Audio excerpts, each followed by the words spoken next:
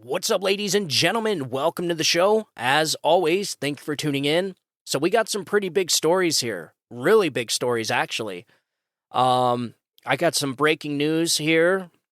This just came out about 20 minutes ago from hat tip to Christina Layla. The Supreme Court sends Jack Smith packing, denies his request for ruling on Trump immunity.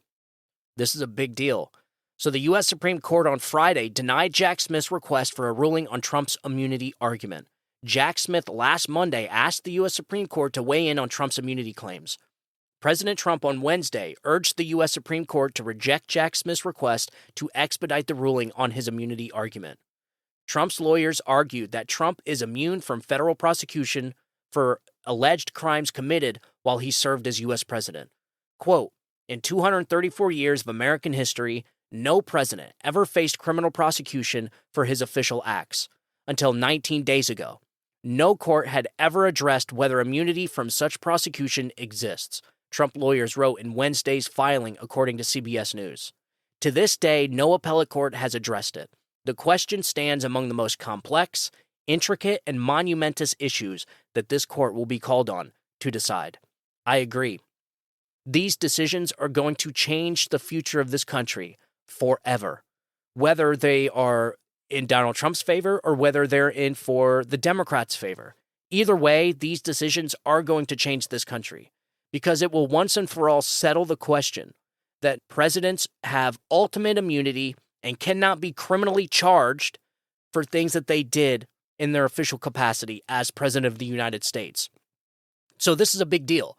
And if it were to go the other way around, where essentially presidents can be criminally charged and indicted for things they did as president, then, ladies and gentlemen, we will be descending into a third world banana republic hellhole, because that's exactly the type of stuff that happens in banana republics. I know this word has been used a lot.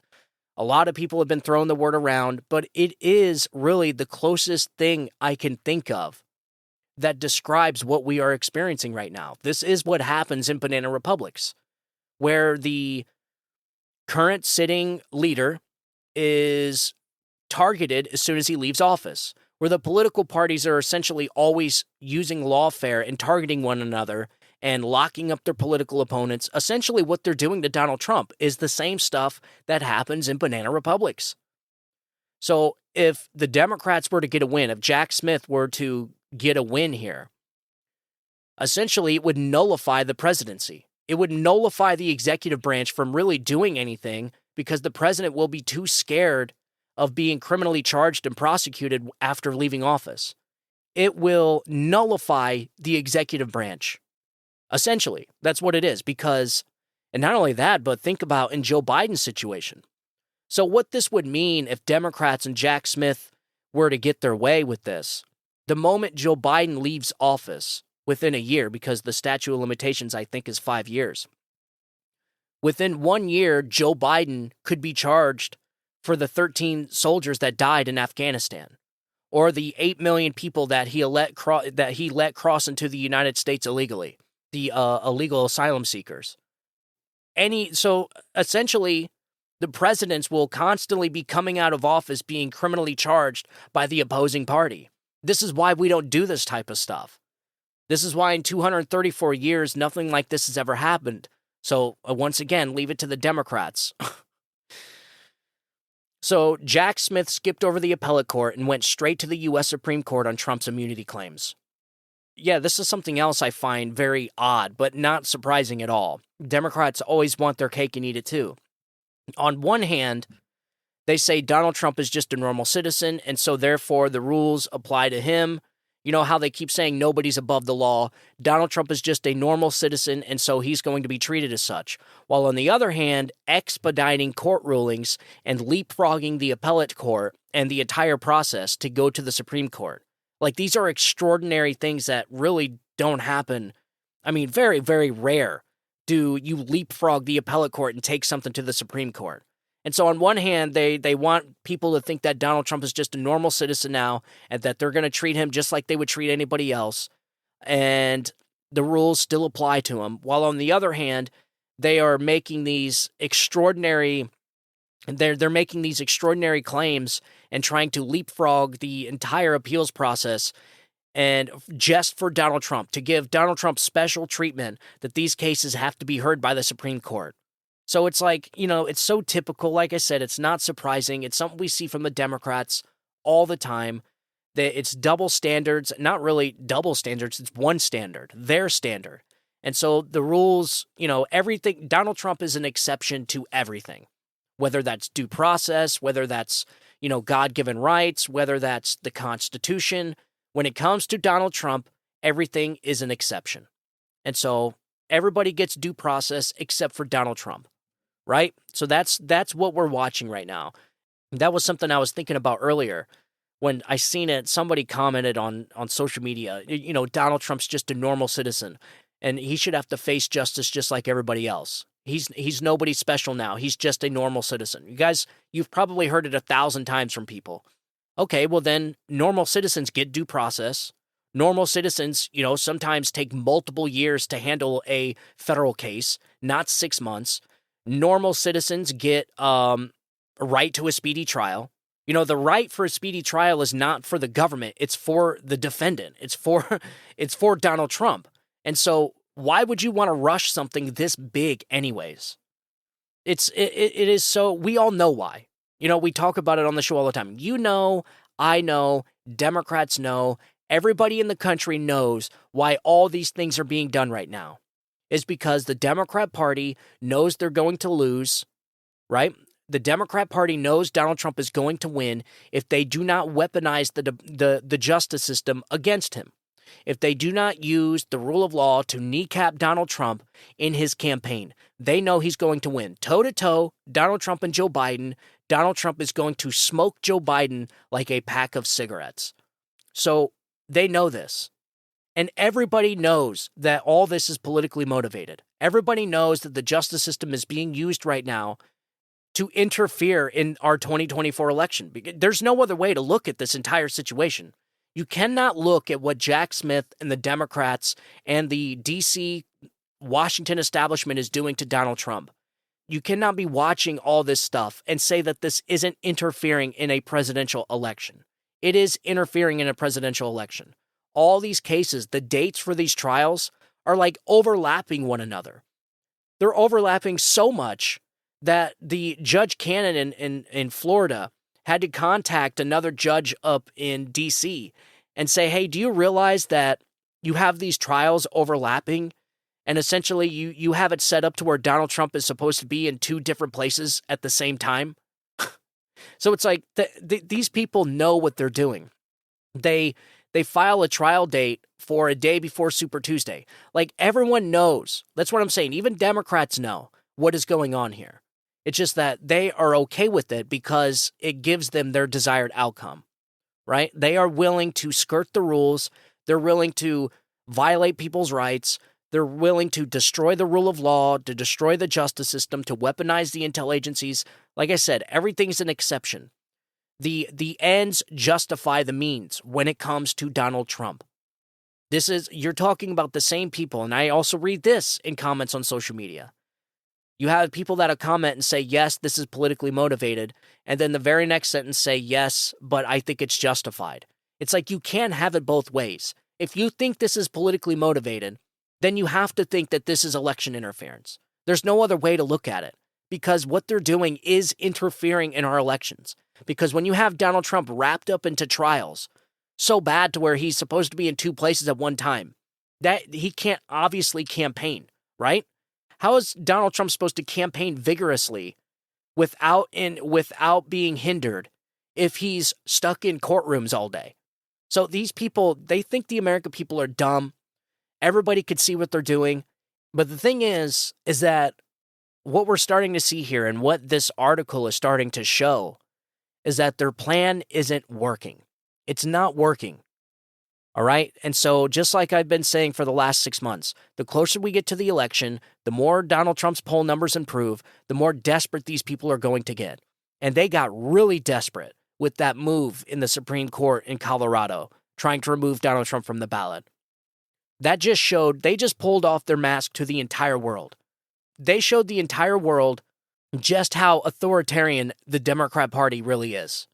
with the whole ballot removal up in Colorado, because everybody that I've talked to about this, I mean, they are really sketchy, and I'm talking hardcore Biden voters are sketchy about the whole thing. Of course, they justify it to themselves. The arguments, the mental gymnastics you have to do in order to justify what they're doing to Donald Trump is off the charts. It's exhausting, actually. And so, but even they realize that this is pretty shady stuff. I mean, this is like some straight up authoritarianism, trying to remove your political opponents off the ballot because you know he's going to win in the election. Think about that. The person you are campaigning against, your chief political rival in the polls, is beating you on almost every metric, and it is showing that he's going to win a year from now in the election. And what do? You remove him from the ballot so people can't vote for him? Yeah, that's pretty bad. And that's exactly what they did. And everybody can see it for exactly that. Everyone can see just how shady it is. But I think all this stuff is blowing up in the Democrats' faces on epic proportions. I got some audio here from Donald Trump's top attorney, and it is great. I actually pulled this from the Charlie Kirk show. He was talking with Charlie Kirk on his show, I think yesterday or the day before, and he goes through everything within detail. It's about 4 minutes long, so it's kind of long, but he explains everything. He summarizes all the cases, and most importantly, he summarizes the timeline of all these cases. Because, like I said, the timeline, timing is everything with these cases. Jack Smith and the Democrats and the Washington establishment are bringing these cases strategically. This is all very well coordinated in the way these trials are set. And so they are coordinated, and these trials are to take place to inflict maximum damage to Donald Trump's campaign. And so Donald Trump's attorney here, in this audio, he essentially just summarizes on how Donald Trump is going to be able to campaign all throughout this year, and that none of these cases are going to see the light of day before the election. And so I want to go ahead and play that for you. I can't remember his name. I think his name is Will Fisher, and he's actually running for Attorney General in the state of Missouri. If I'm not, I don't have his bio in front of me, but I'm pretty sure his name's Will Fisher, and he is running for Attorney General in Missouri, maybe even Minnesota, but he's definitely running for Attorney General. He's also one of Donald Trump's top lawyers on his legal team. So I want to talk timeline here, because you're one of President Trump's lawyers. What is the timeline of when you think Donald Trump will actually be in a courtroom for January 6th, documents, Georgia, Alvin Bragg? What is your best guess, given the non-obviously privileged stuff, public opinion? When do you think he'll actually be standing trial for those four? So let's start with the D.C. case. Judge Chutkan originally scheduled that for March, to start the day before Super Tuesday. Presently, because of our presidential immunity motion, that case has been stayed. Not just the trial, but all proceedings in that case have been stayed pending final resolution of our presidential immunity and double jeopardy motions. Now, we have appealed that issue to the D.C. Circuit. Jack Smith's team is attempting to bypass the D.C. Circuit and take that case straight to the Supreme Court, which we plan on opposing. My view is that the Supreme Court will reject Smith's attempt, that we will have our day before the D.C. Circuit, that we will likely have an appeal before the en-banc D.C. Circuit, the entire circuit sitting as one court. And only at that point will the case make it to the Supreme Court, at which point the Supreme Court's own process probably takes a few to several months before we get a decision there. Cut a long story short, on the presidential immunity issue alone, I think the chances of that case going to trial anytime soon are vanishingly small. In addition to that, the Supreme Court took the Fisher case, which relates to the ability of the Department of Justice to prosecute January 6 protesters under the 1512 statute, obstruction of an official proceeding. We expect an opinion from the Supreme Court in that case no sooner than this spring or summer, most likely in June. That case directly implicates two of the charges in President Trump's D.C. case as well. So all in all, I think the chances of the D.C. case going to trial before the election are getting smaller by the day. The documents case in Florida, as you know, that case involves millions and millions and millions of pages of discovery, including classified discovery that requires special handling. It involves thousands of hours of videotape recordings. The judge down there, Eileen Cannon, is a straight shooter. I think she's a fair judge. I think she will give the defense the time it needs to prepare a defense, which in that case is a lot of time.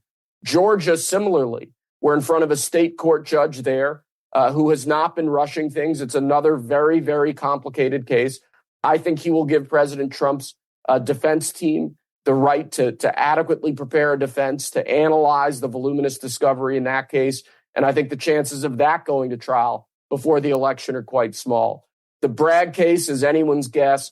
I will say that relative to the other three, it involves much more minor charges, basically misdemeanor bookkeeping charges that are being disguised as felonies. I don't want to make a prediction there, but all in all, when you look at the entire portfolio of these criminal cases against President Trump, I believe that he will have the opportunity, as is his right, to campaign unmolested by this lawfare to be the next president of the United States of America. I believe he's going to be able to campaign vigorously and effectively. And based on the polling and every metric we have available, I believe President Trump is going to be elected next November. And hopefully at that point, this unlawful campaign of lawfare will be at an end. That was an amazing summary. So just to kind of put a button on it, Will, you don't think outside I kind of went on a rant there, No, it was Charlie. great. It was great. Outside of Bragg, you don't think that any of the other three, Georgia, documents, J6, will be in trial before the election? I think the closer we get to election, the tougher it's going to be for them to justify a rushed trial. And I think all of those cases, the timeline is stretching further and further out, not shortening. D.C., I think if you'd asked us a couple months ago, D.C. was the biggest risk. There we have an absolute stay on proceedings, and the Supreme Court taking Fisher directly implicates issues in that case. I find it tough to see that getting to trial anytime soon. This is great news. That is good news. That is good news because, like I said, time is the name of the game here. It is a race against time. The Democrats and Jack Smith want a conviction as fast as possible. And it is becoming, just like he said, it is becoming more and more unlikely that any of these trials will see the light of day before the election. And if that's the case, then I don't see how any of these trials are to ever take place altogether. Because once Donald Trump wins the presidency, then that's a totally different scenario. Nothing's going to happen with these cases. It's over. The entire thing's over. And they know it. That is why they're getting desperate. This is why Jack Smith leapfrogged the appellate court to fast track this into the Supreme Court. This is all good stuff, folks. These are some wins. These are some wins. You know, the Supreme Court delivered some early Christmas for a lot of us. And that's awesome.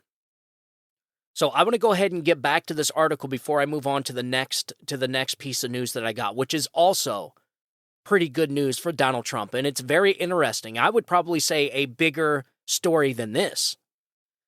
So this case involves, for the first time in our nation's history, criminal charges against a former president based on his actions while in office, Smith wrote in Thursday's filing, according to Fox News. And not just any actions, alleged acts to perpetuate himself in power by frustrating the constitutionally prescribed process for certifying the lawful winner of an election, challenging an election. That's what they're trying to criminally indict Donald Trump for challenging an election. That's what all this is about. So they're trying to criminalize challenging elections, okay? Jack Smith will now have to wait for the U.S. Circuit Court of Appeals for D.C. to make a decision. Oral arguments begin on January 9th, 2024. The U.S. Supreme Court may consider the appeal after the appellate court does. However, there is a chance that the SCOTUS won't take up this case in this term. There you go. So essentially, just like Will Fisher said, and he even made this piece of audio came yesterday before this ruling even came down. And so since this ruling, I'm pretty sure none of these cases are going to see the light of day before the election. And that is the key. Just like Trump's attorney also said, Donald Trump should be able to campaign vigorously without being kneecapped by the opposing party with lawfare and frivolous criminal indictments against him. You go, you put Donald Trump toe-to-toe against Joe Biden. Joe Biden is going to get smoked because there's nothing here. Joe Biden cannot run on his policies because his policies suck. He cannot run on success of his presidential administration because this has been a freaking nightmare. Joe Biden is a human wrecking ball, a pandemic for this country, for the world. And so their only game plan was, mind you, this is their election strategy. Their only strategy was to kneecap Donald Trump with frivolous lawsuits and to use a weaponized justice system in order to interfere in the federal election, in the people's elections. And and like I also said a couple shows back, all these cases are going to be rolled up all into one, and you're going to see win after win after win after win, right? All these cases are bullshit, and they know it. And so the Supreme Court, it's not about justice, folks. They're not seeking justice. They're seeking interference in an election. They could care less the outcome of these cases. What they really want is the ability to kneecap Donald Trump during his campaign, to get Joe Biden across the finish line. That is their end goal. And it is increasingly not going to happen every single day that goes by. And with this story, it really doesn't seem like it's going to happen. And so this is good news. Very, very good news. Big news. Big news. But I don't know if it's quite as big as this. This is extremely crazy too. This came up out of nowhere. This is breaking. This actually just came out about an hour ago. It says Supreme Court filing. Jack Smith's appointment is unconstitutional. So former Attorney General Edwin Meese and two scholars submitted an amicus brief with the Supreme Court that the Department of Justice's appointment of special counsel Jack Smith was unconstitutional and that every action against former President Donald Trump should be declared null and void. Boom, ladies and gentlemen. If this turns out to be true, which it very well could be, when you have Edwin Meese, I actually think Mark Levin was secretary to him, I think, at one point in time. I don't know. I tagged him on Twitter with this article, so we'll see. These people essentially are saying that Jack Smith should have never been appointed special counsel, and that everything he has done up until this date should all be null and void because he's an illegitimate and unconstitutional special prosecutor. Could you imagine? So that means everything up until this point Jack Smith has done would all be null and void. Nothing would matter. Nothing would count because he's an illegitimate prosecutor. That is big. That is big. And if this is the case, and it certainly seems like it may be, when you have scholars and a former Attorney General, Edwin Meese, saying it is, this is a big deal. So here is a quote from Mr. Meese, from former Attorney General Edwin Meese. He says, quote, "This court should reject Mr. Smith's request for certiorari before judgment." I don't even know how to pronounce it. It's CERTIORARI.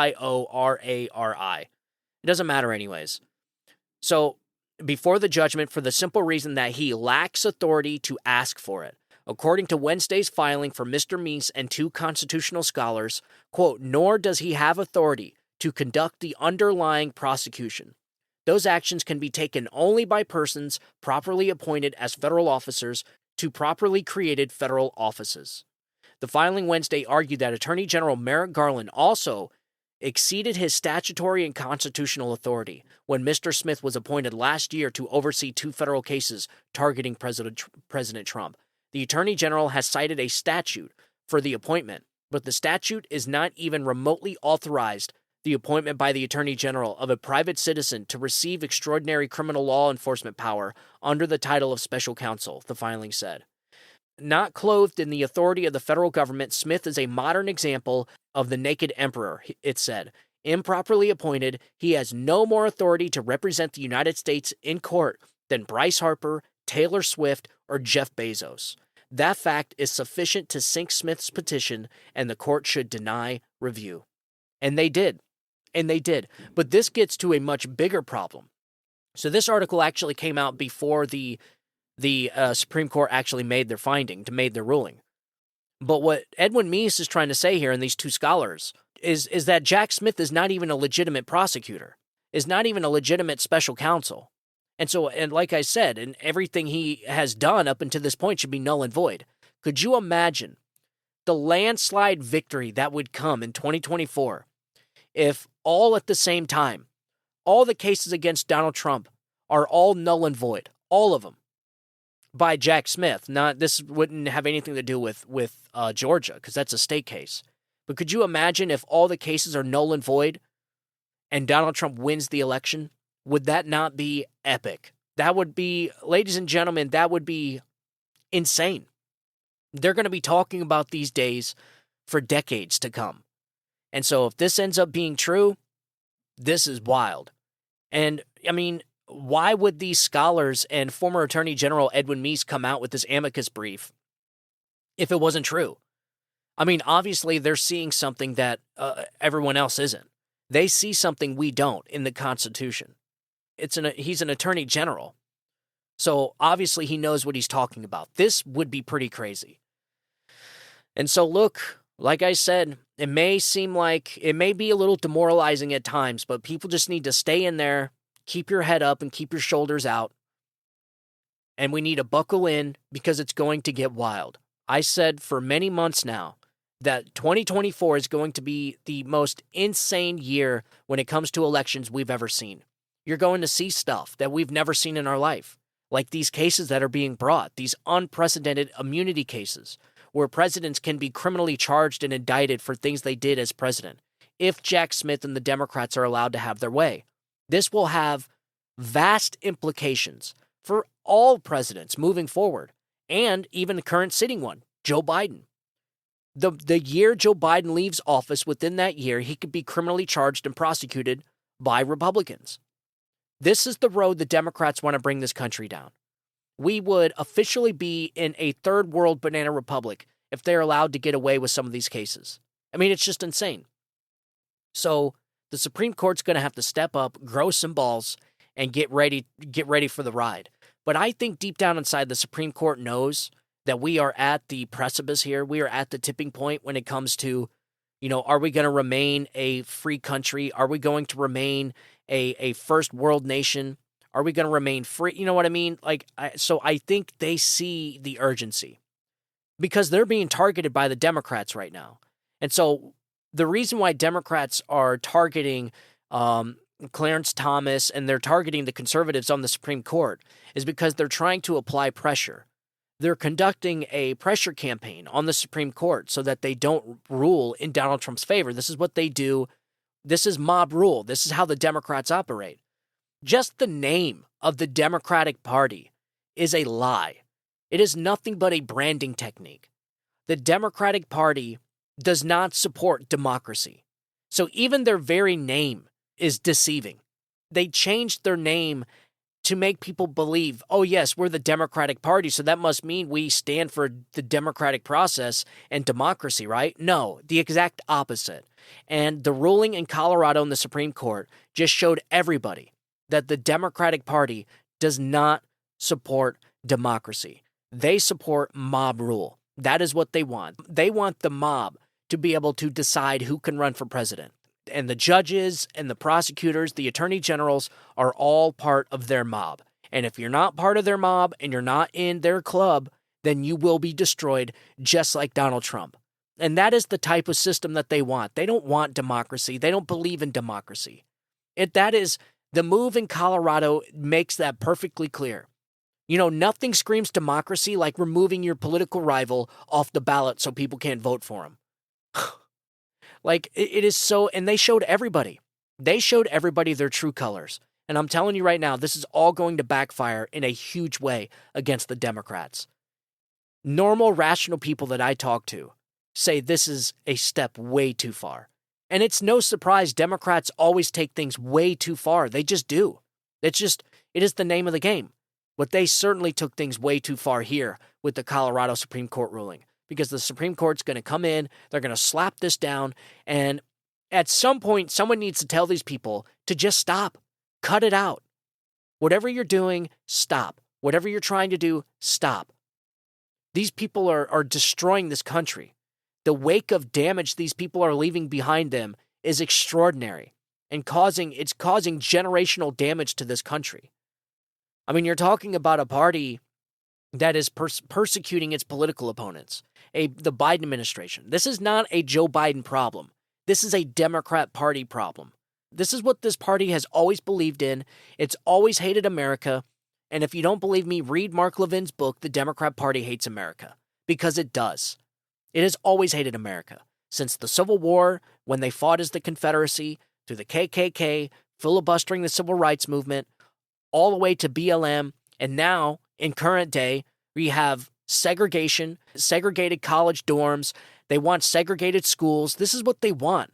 They're trying to bring back segregation. This is the Democrat Party.